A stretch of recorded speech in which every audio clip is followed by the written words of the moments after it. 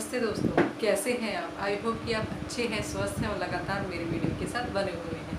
दोस्तों, आज की वीडियो आपके लिए बहुत ही खास होने वाली है, क्योंकि आज के दौर में देखा गया है कि एक अच्छी ज़िंदगी जीने के लिए अच्छी आमदनी और ज़्यादा आमदनी की ज़रूरत सबको होती है। पर दोस्तों, यहाँ सवाल ये उठता है कि हम अपनी आमदनी कैसे बढ़ाएं।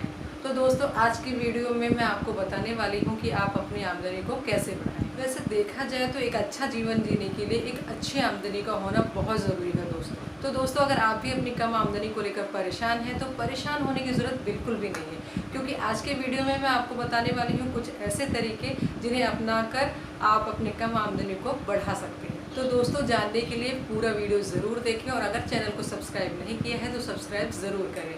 तो चलिए दोस्तों, जानते हैं कि वे कौन कौन से तरीके हैं जिन्हें अपनाकर हम अपनी आमदनी को बढ़ा सकते हैं। हमारा फर्स्ट पॉइंट है दोस्तों कि फिजूल खर्चे ना करें और पैसों की बचत करें, ताकि आप उन बचे हुए पैसों को बिजनेस में लगा सकें और उनसे मुनाफा कमा सकें। दोस्तों, पैसे बचाने का सबसे आसान तरीका ये है कि आपको जब भी पैसे मिलते हैं आप सारे पैसे एक साथ खर्च ना करें।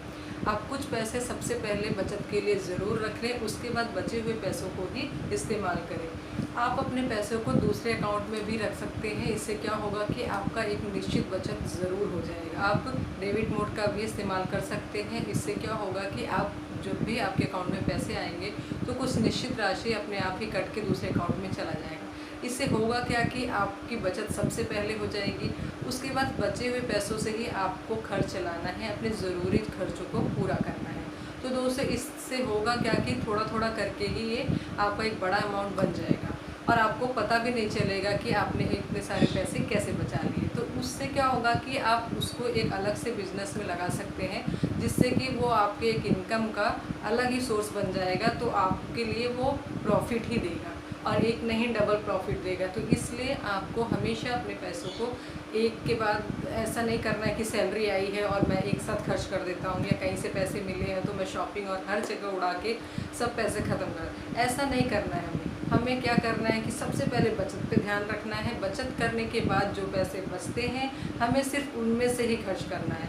उनमें से भी हमें सबसे पहले जो सबसे ज़्यादा ज़रूरी है उनके लिए खर्च करना है। उसके बाद उसके नीचे वाला देखेंगे, फिर उससे कम ज़रूरी, फिर उससे कम ज़रूरी, और जो बेकार के खर्चे होते हैं ना, फालतू के खर्चे, उसे हमें छोड़ना है। हमें फालतू के खर्चे बिल्कुल भी नहीं करना है, तभी हमारी आमदनी बढ़ सकती है।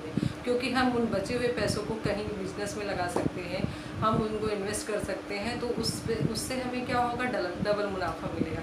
एक तो हमारा पैसा तो रहेगा ही, प्लस उस पर जो प्रॉफिट मिलेगा वो तो हमारा अपना हो जाएगा, एक्स्ट्रा हो जाएगा।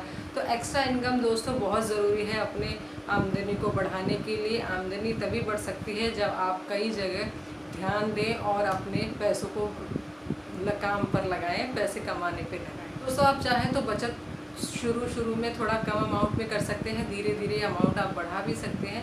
वो तो आपकी आमदनी के हिसाब से होता है, क्योंकि आपका कम या ज़्यादा से मतलब नहीं है। आपको पैसे बचाने हैं और उन बचे हुए पैसों को किसी दूसरे काम में लगाने हैं, ताकि आपको उससे प्रॉफिट मिल सके।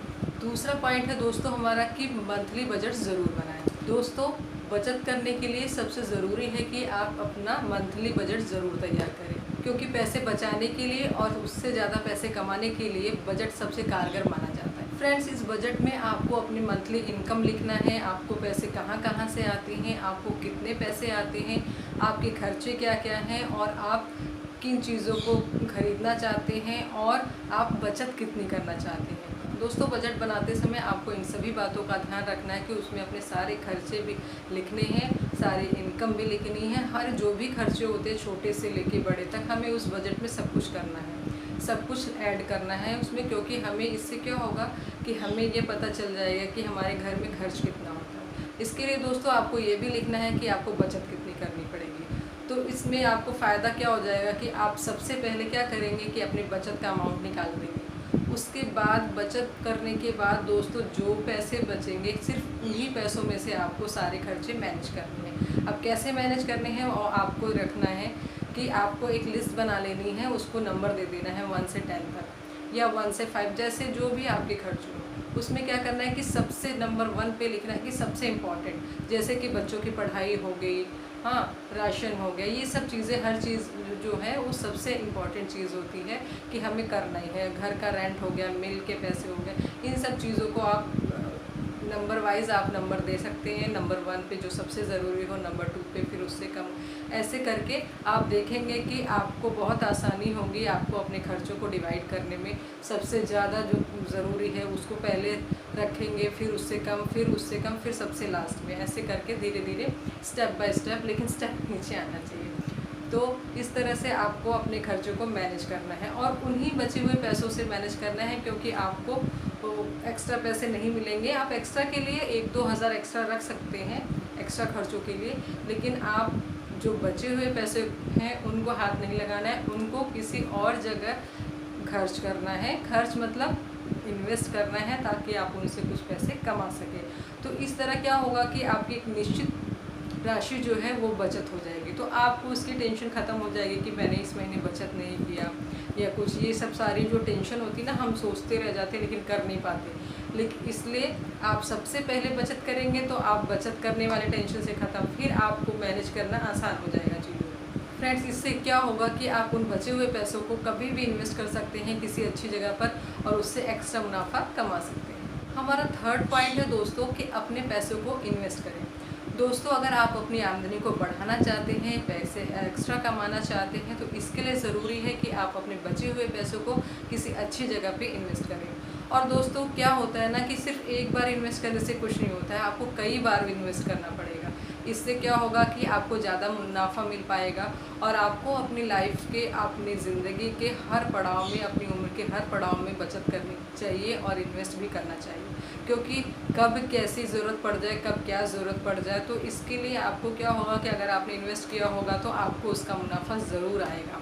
तो इसलिए आपको उम्र की हर पड़ाव पे आपको बचत करना है, इन्वेस्ट करना है और उससे मुनाफा कमाना है। तो कई लोग क्या है ना कि एक बार ही इन्वेस्ट कर लेते हैं और सोचते हैं बस इतना काफ़ी है, पर ऐसा नहीं है। हमें इन्वेस्ट बार बार करना चाहिए, जिससे कि हमें एक्स्ट्रा और ज़्यादा मुनाफा हो पाएगा और जो कि फ्यूचर में हमें ही काम आएगा, हमारे बच्चों के ही काम आएगा। तो दोस्तों, आमदनी अगर बढ़ानी है तो इन्वेस्ट करना बहुत ज़रूरी है। हमारा फोर्थ पॉइंट है दोस्तों कि हर महीने शॉपिंग करने से बचें। दोस्तों, मैं ये नहीं कहती कि अपने ऊपर पैसे खर्च करना गलत बात है, लेकिन हर महीने खर्च करना ये तो गलत बात है।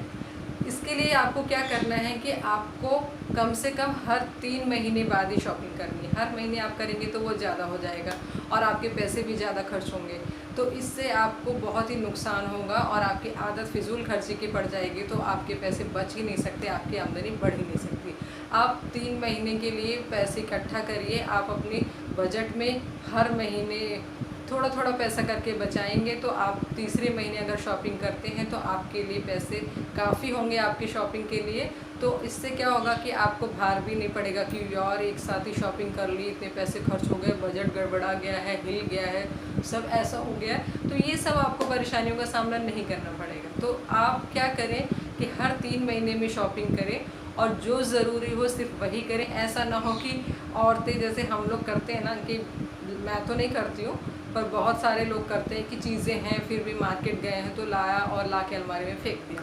तो इस तरह से नहीं करना है, और वो चीज़ें कब यूज़ होंगी ये राम जाने। हमें कभी भी फिजूल खर्ची नहीं करना है, बल्कि उन पैसों को बचाना है और थोड़ा थोड़ा अमाउंट करके इकट्ठा करना है, फिर जाके शॉपिंग करना है। और जो पैसे बचाए हैं उनको हमेशा इन्वेस्ट करना है अच्छी जगह पे, ताकि वो आपके लिए मुनाफा कमा सके। आपके पैसों को ही आप अपने काम पर लगाइए और उससे मुनाफा कमाइए। फ्रेंड्स, हमारा 5वां और लास्ट पॉइंट है कि सैलरी से ज़्यादा खर्चे ना करें।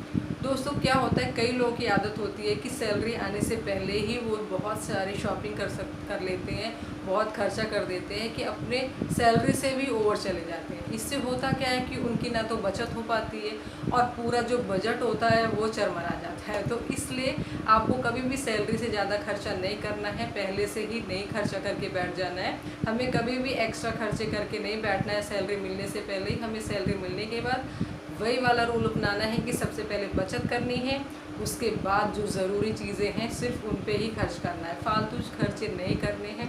क्योंकि अगर आप फालतू खर्चे करेंगे और बचत नहीं कर पाएंगे तो आप उन पैसों को इन्वेस्ट नहीं कर पाएंगे, और इन्वेस्ट नहीं कर पाएंगे तो आप मुनाफा कैसे कमाएंगे, और जब मुनाफा ही नहीं है यानी कि आपकी आमदनी ही नहीं बढ़ पाएगी।